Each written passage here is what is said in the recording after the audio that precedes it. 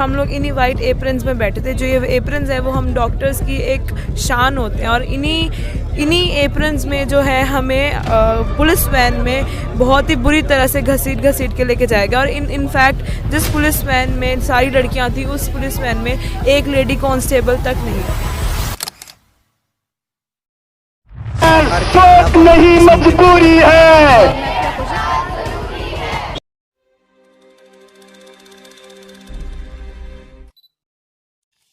हरियाणा सरकार ने मेडिकल कॉलेजों में दाखिले के लिए एक नई पॉलिसी लागू की है। इसके तहत हर छात्र को अपनी पढ़ाई पूरी करने के बाद सरकारी अस्पतालों में कम से कम 7 साल सेवाएं देनी होंगी। ऐसा न करने पर छात्रों को बॉन्ड के अनुसार 40 लाख रुपए सरकार को देने होंगे। इंडियन मेडिकल एसोसिएशन ने रोहतक में एमबीबीएस छात्रों के बॉन्ड की नीति के विरोध को अपना समर्थन भी दिया। हरियाणा सरकार की नई नीति के अनुसार मेडिकल कोर्स में दाखिले के दौरान छात्र को लगभग 10 लाख रुपए यानी 4 वर्ष के 4 लाख के बॉन्ड पर हस्ताक्षर करना जरूरी होगा। आईएमए का कहना है कि इस तरह की प्रणाली को या तो रद्द कर दिया जाना चाहिए या फिर संशोधित किया जाना चाहिए। यूजुअली सर्विस बॉन्ड की जो कैटेगरी है वो ऑलमोस्ट हर स्टेट में इंडिया में लागू है। वहाँ पर ऐसा होता है कि जो भी बच्चा एडमिशन ले रहा है एमबीबीएस में, वो upon the completion of their course will serve in rural services और in the state medical services for a certain period of time. अगर बच्चा ये नहीं करता है तो एक ब्रीच अमाउंट होती है, कुछ लाख रुपए, कहीं पे 5 लाख रुपए, कहीं पे 10 लाख रुपए, वो बच्चे को अदा करनी होती है। हरियाणा में जब ये पॉलिसी आई तो कुछ अलग थी। हरियाणा में जब शुरू में ये पॉलिसी आई तो बच्चे से ये ब्रीच अमाउंट, बॉन्ड को ब्रीच करने से पहले ही हर साल फीस के तौर पे 10 लाख रुपए पर ईयर के हिसाब से 4 साल में 40 लाख रुपए लिए जा रहे थे। 2 साल बाद यहाँ पर बॉन्ड पॉलिसी के ऊपर हमारा एक्शन इस वजह से तेज हुआ क्योंकि जो 2022 बैच नीट काउंसलिंग में आ रहा था, उनसे सरकार ने थोड़ा सा इस पॉलिसी को अमेंड करके यह कह दिया कि आपको एडमिशन से पहले ही उस 40 लाख में से 10 लाख रुपए की फर्स्ट ईयर फीस जमा करनी होगी।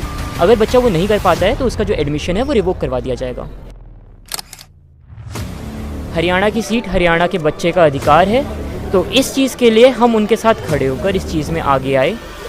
यह प्रोटेस्ट अगले 2 दिन के अंदर बाकी के 3 गवर्नमेंट मेडिकल कॉलेजेस जो हैं हरियाणा के, खानपुर, मेवात और करनाल में, वहाँ पर भी चालू हो गई। वहाँ पर भी बच्चे इंडेफिनिट स्ट्राइक पे 2020 और 21 बैच के बैठ गए।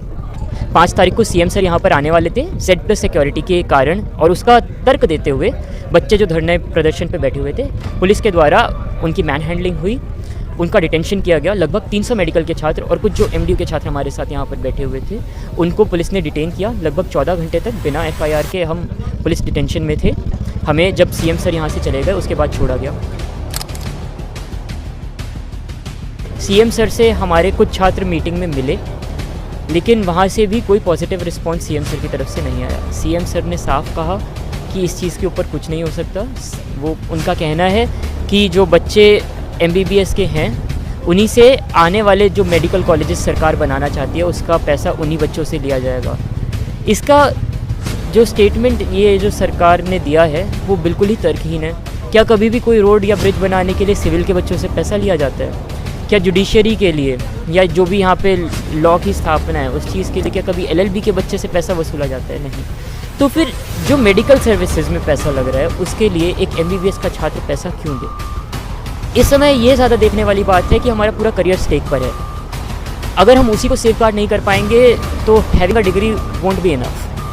आईएमए ने हरियाणा के मुख्यमंत्री मनोहर लाल खट्टर से आग्रह किया कि सरकार और छात्रों दोनों के हितों का ध्यान रखते हुए बॉन्ड सिस्टम को या तो खत्म कर दिया जाना चाहिए या फिर संशोधित किया जाना चाहिए। आईएमए ने कहा, देश इस बात से हैरान है कि इस तरह के कदमों का विरोध करने के लिए लोकतांत्रिक अधिकारों का प्रयोग करते हुए छात्र पुलिस की बर्बर कार्रवाई का शिकार हो रहे हैं।